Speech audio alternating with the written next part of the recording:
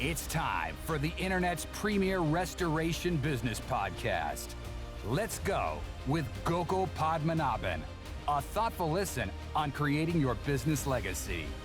Your leading source for selling your restoration business. And now your host and America's #1 restoration reseller with over $500 million in restoration businesses sold. Here's Gokul Padmanabhan. Hey everybody, I'm Gokul from Restoration Brokers and welcome to my podcast, Let's Go.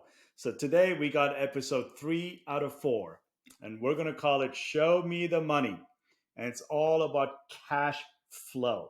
All right. So we talk about P&Ls and we talk about balance sheets and we talk about how profitable a company is. That's all great, but there's a hidden secret.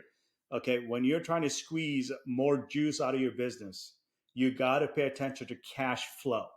And so Phil's back here, a third episode out of 4 with him. We've had a lot of great response and a lot of great nuggets from years of experience from Phil. So Phil, welcome to the show. I'm glad you didn't block my number for the third one. Yeah. Thank you for having me. Yeah. So let's dive into it, right? Like I always look at cash flow as kind of like the oxygen of a business, right? I mean, without cash, there's no oxygen in the business. And I've seen companies that are highly profitable, but when I look at a cash flow report, if I look at a 12-month cash flow report, they're making profit of 3 months or 4 months out of 12. The rest of the times they're negative. And you wonder why the owner is so stressed out and so burnt out. So let's just start there, right? What is the difference between a P&L statement and a cash flow statement? And why is cash flow important from your perspective? Sure. Well, I suppose there's a bunch loaded in that question. So we'll just talk about the P&L statement shows what you did, but didn't show what you made. It didn't show what you put in your pocket. And so there's so some of it is the reality that you showed a profit, but you didn't invoice or collect your money, and so it wasn't there. So the P&L statement only shows a reflection of how did you do on your jobs.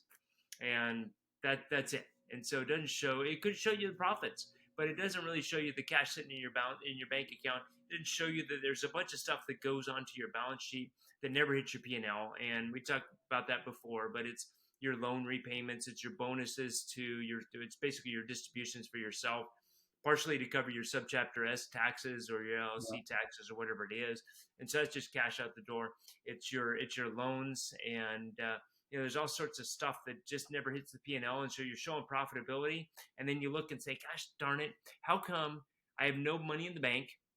Actually, I owe money to the bank. I'm borrowing and they're basically floating my cash flow. Where did it all go? And so the statements are just a reflection of the reality. There's a lot of people who know how they're doing their business because they look at their bank account and say, gosh, why am I losing money? I'm profitable. Why am I losing money? Where's all the cash? There's none here. And then if we go and look and we see their accounts receivable are enormous, or there's no discipline on collecting money, or they have too many assets and they're just buying stuff and they're taking loans on it, and then the loans don't really hit the your P&L, and so you've got all this stuff. There's just money bleeding out, and there was no strategy on saying what can I afford and where does that cost hit. And we never really look at that because we don't look at the balance sheet, because it doesn't mean anything to us, because all we do is we look and we open up the P&L that our CPA sends us once a quarter, and we look at the bottom line and we say, oh, look, we made $300,000. Yay. But they don't realize that there's no cash there. Yeah, I can tell you, man, like if I'm trying to squeeze more juice out of my business, we talked a lot about the different lines of business in our first episode. And then in a second episode, we dove a lot into jobs, from start to finish and how to squeeze more juice out of every stage of that life cycle. Right. And now we're going to be talking a lot about just cash. And I'll tell you, I mean, if me personally, whenever I'm looking at my business and making sure that it's healthy and it's got the margins that I want it to have, it's like a lot of people don't talk about it as much. Like everyone's talking about P&Ls and balance sheets, right? But it's amazing like how many people don't talk about cash flow statements. And that is the actual cash coming in and the actual cash going out Yep. into your business, Yeah. Well, right? gosh, we're in conference season, and Yep.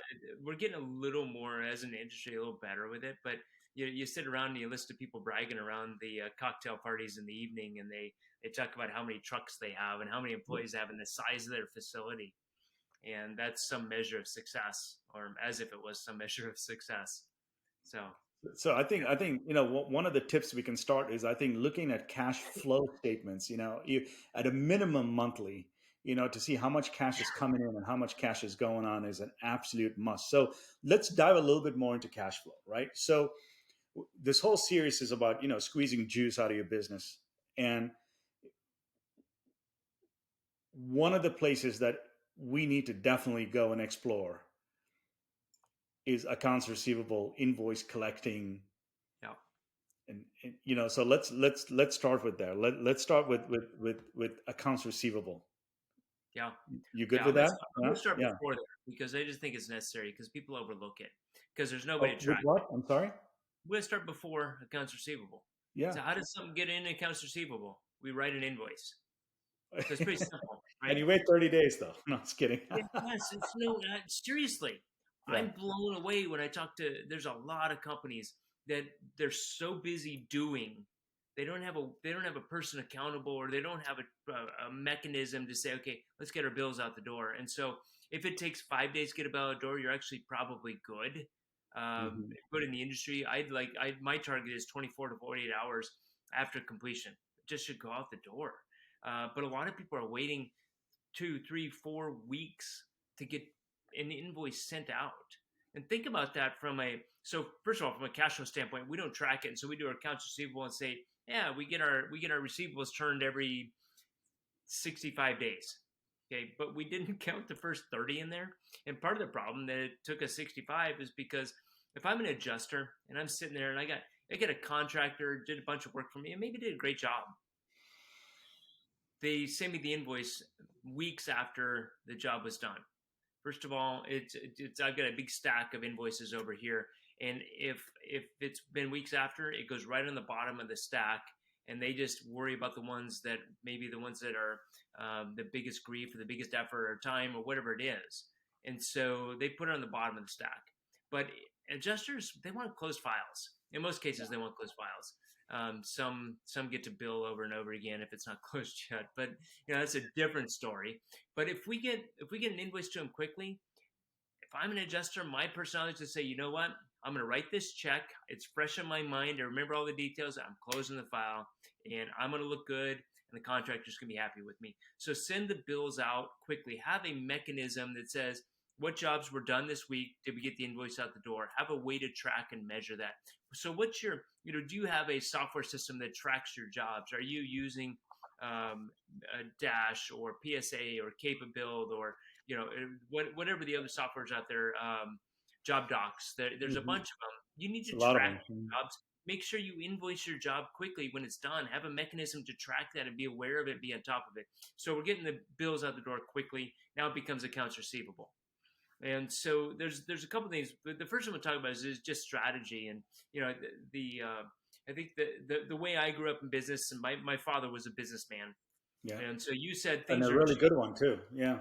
So you said things are changing and people are more attentive to collections early or cash flow or deposits and progress draws. Man, that was every single week sitting in front of him having to answer where my cash was. Yeah. So we started a job. Did you get a deposit? No. Well, then we need to stop the job. He'd actually had this strategy. We'd sit down with the I can adjuster picture your beforehand. dad saying that, Yeah. but coming back to just invoicing and invoicing quickly after a job, it's such a simple tip to squeeze more juice out of your business. I mean, it's so simple. Uh, you know, just like, I mean, I've seen ARs balloon and when I talk to the owners, oh, well, we just didn't invoice on time. And that's just money sitting somewhere on somebody's desk, right? Yes. Yep. Yeah. So so that's a great tip, right? So let's get the invoices out quickly. Yep. Now let's talk about draws and collections. They're two very different subjects. So maybe we go to collections first, right? What are you seeing there? What are some of the mistakes that you see some of the owners making? Can I go draws first? We can go And it's draws first. Let's switch it on. Yeah. because again, but it's proper planning. We're gonna properly plan the podcast. Here we go. You ready? So the first things first. The first thing is when you sign a job, you need to have a plan on where your money's coming from. So who's paying your bill and when are they going to pay it and who's going to be listed on the check. So here's your first takeaway principle. First, there's many takeaway principles. Takeaway principle: you got to collect your money from a position of strength. And if you wait and you collect it from a position of weakness, you have nothing left. Oh, Like that's a good one. good luck trying to collect money when your lien dates have expired and you're finished with a job. Good luck. And so collect from a position of strength. And at the beginning, we're defining what that strength position is. And so before we get started, maybe we're going to go do some demo. But before we start building things back, that was what I was going to say. My father used to have this philosophy of I'll extend you credit.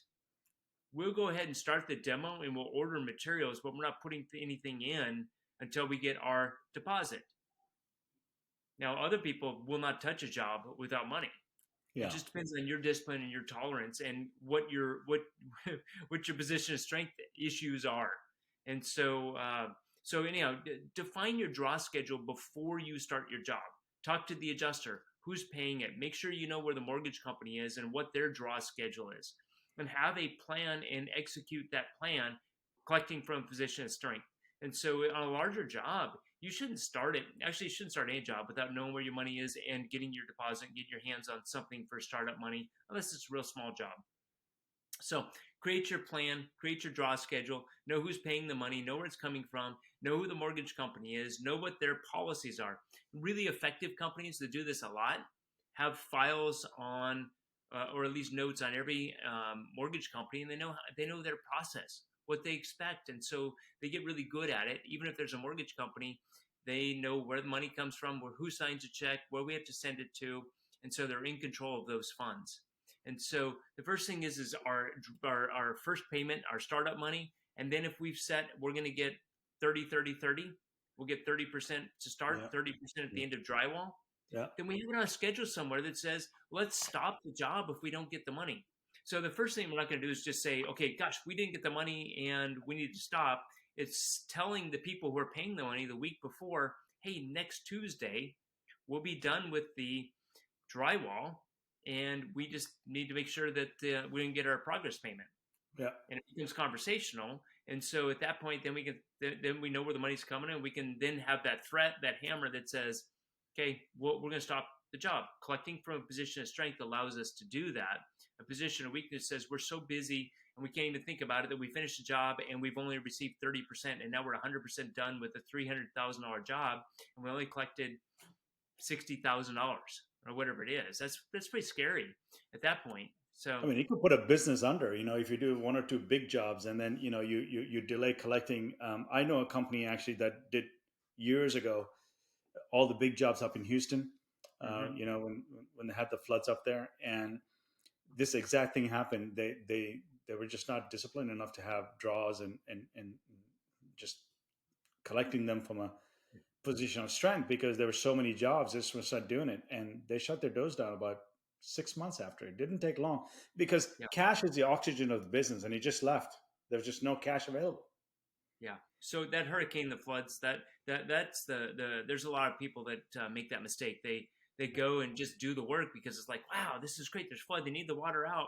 And then they do the work. And then at the end, they don't know who's paying the bill. And they realize the person maybe that signed the contract has no ability to pay the bill, whatever it is. And so just knowing where your money's coming from before you start a job makes all the difference in the world. Yeah. That sounds good. So we talked a little bit about drawing from a position of strength, right? Let's talk about that. Let's dive into that a little bit. The good companies are doing that when? In the job cycle. Well, before they ever start. Before they ever start, they're creating a plan. And then it becomes just executing the plan and tracking and making sure. So if I have one job or I have 50 jobs going, I at least know where and when my money is coming. And it's somewhere written down, somewhere on a calendar, somewhere that I'm tracking and managing my job, my progress. So I make sure that we're attentive to those things. And so that's the first place we start. And then the second place is just making sure that we're accountable to that, or somebody's accountable and somebody's tracking it. And that's why if we didn't run a schedule out on our job, we haven't really thought about our draw payments. And so somebody, a construction manager, the project managers, the owner needs to say, okay, where are each of these jobs? So we have a weekly production meeting and we talk about our schedule and we look and say, okay, gosh, we're getting ready to send the painter in there, but we're done with the drywall, so we should be getting money. So somebody needs to be aware and know of those things and be attentive to that. And I'll just tell you a story. Sometimes it's just about asking. I there was a regional storm that we had in Oregon, and apartment complex, the roof blew off. We did the mitigation. I didn't want to do the repairs, and the building owner actually had their own contractor. The adjuster says, "Hey Phil, would you walk this job with me just to have, because this, I don't know this contractor, and I just want to have somebody that I trust there with me." Like, great, fantastic. So we walked it, and everything was great. At the end, this contractor told the adjuster, "Hey, I'm going to need a payment every 30 days on this job." And the adjuster said, "No problem. Just make sure you have your invoices submitted at whatever the cycle or time frame was, Yeah. and then I'll make sure the money goes out." And I about fell over because I never asked that question myself. I always thought, well, we're gonna have to do 30% payments or something like that. And larger, ask the question and then follow your plan. And that contractor, who wasn't a restoration contractor, was getting the money that I would have never asked for because I hadn't thought of it. Ah, that's great, Phil. Hey, like I said, I mean, this is probably one of the more important shows. We went kind of right to the heart of cash, and how cash is kind of the fuel for your business. So, thanks for coming on. There's some absolute nuggets here. Uh, invoice real quick. There's a lot of money leaving out there. If you want to squeeze more juice out of your business, and of course, ask from a position of strength, which is early on before you start the job. I think those two nuggets alone would help you squeeze a lot of juice out of your business. So, hey, as always, buddy, thanks for coming on. And if someone wants to get a hold of you, how can they do that? Yeah, send me an email, Philip, HILLIP at businessmentors.net. And they can call me 541-359-4117, 541-359-4117. And there's a lot more on collections. We could do a whole nother show on it. I think creating systems and process around your collection, your collection, your business will help drive that. So that's my Yeah, closing. yeah. Well, let's talk. I mean, I know we're going to try to end the show, but let's talk collections high level real quickly. I mean, what are the really good companies doing? Because collections is really interesting, right? That means you've spent all your money in funding the job, Yeah. and now you're waiting for it. And Yeah. talk about an opportunity to squeeze a lot and bring cash in the door. Yeah. So I think one of the first things is have things that get measured get done. So Yeah, measure sure. returns on receivable. Your accounting program will tell you how many what your days on receivable are, and figure out what that is. Understand what your target. So if you're at currently 85 days, you're in trouble, by the way. But if you're currently at 85 Yeah. days, then set a goal at 70. If you're at 70, set your goal at 65 or 50, and start inching it down. There was a company I work with, and they had set that goal. They didn't know where their numbers were, and it turns out they were at 45 days. Mhm. And they put a target down and said, any day we get ahead of 45 days, the person in charge of accounts receivable got a $250 bonus. Not a big number, just a small little bonus. Yeah. Their numbers, this was a full service $7 million mortgage companies, everything you're doing, programs, mortgage companies, independents, commercial, residential. Their numbers on a good month were moved down under 30 days. They were collecting in 29 to 30 days. Oh my. It just, they measured it. What gets measured gets managed. And Good so time. know Yeah. what your number is, set a target there, put an incentive in place, create systems, know what the mortgage companies need, know what the adjusters need, ask for the money, make sure that if the customer is getting the check directly, make sure you know that, and make sure that you know when the adjuster sent the check out, so you can call the customer that afternoon or send somebody by and say, hey, you know what, did you get your mail today? I know you're getting a check. I just want to know if I can come by and pick that up.